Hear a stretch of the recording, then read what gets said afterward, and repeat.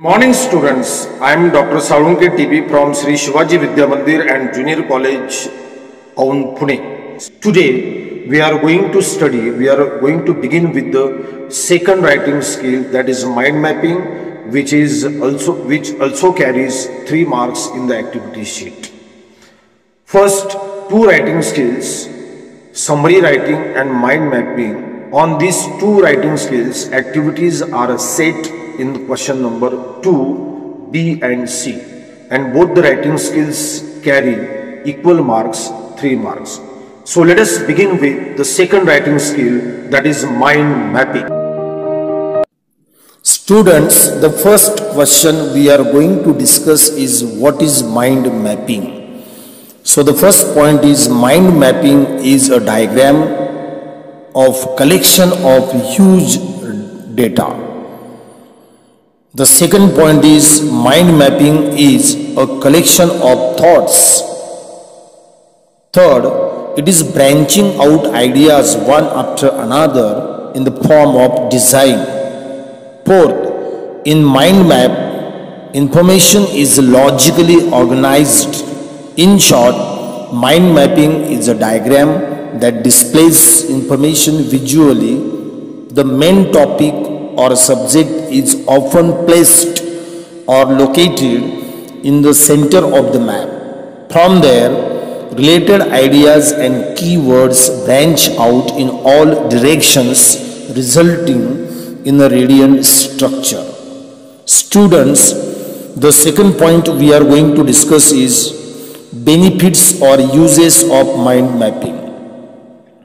Mind mapping provides an opportunity to present large and small ideas visually. The second benefit of mind mapping is mind mapping can improve learning and studying efficacy. The third point is mind maps are unique for the individual student.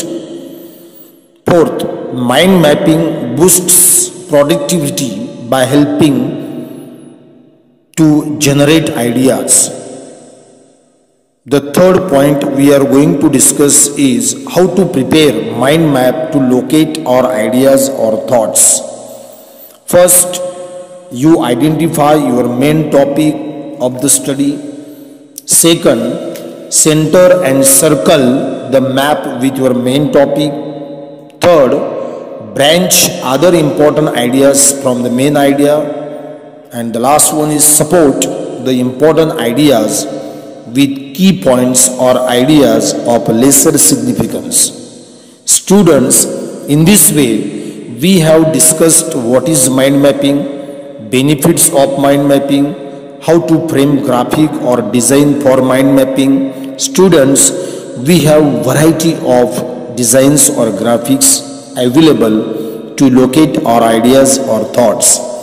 The selection of graphic or design may depend on the ideas or thoughts or subject you are going to locate in the map. You have freedom to select any graphics or designs as per the subject you are going to locate in the map. Students, let us attempt an example of mind mapping.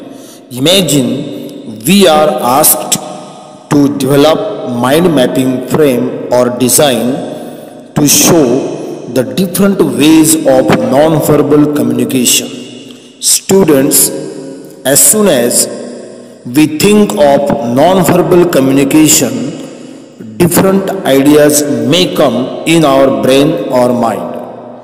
So whatever ideas, thoughts regarding non-verbal communication come in our mind, we can locate these ideas or thoughts in the form of graphic or mind map. So what we need to do first, we know that our topic is non-verbal communication. We are going to locate the title of our main topic in the center of the mind map. Let us observe, I am drawing a circle in the beginning, and then I locate the main subject or topic of mind mapping, that is non-verbal communication, then I'll locate all the different ways of non-verbal communication one after another using either squares or circles. The selection of squares or circles depends on you. Students, once you located main subject in the center of the map, you can go on adding subpoints with the help of circles, squares or rectangles, or simple with the help of lines. In this way, whatever points, subpoints you have in your mind, you just locate these points in the form of graphic or design. So students, today we have discussed the writing skill, that is mind mapping. I hope you must have understood this writing skill, mind mapping.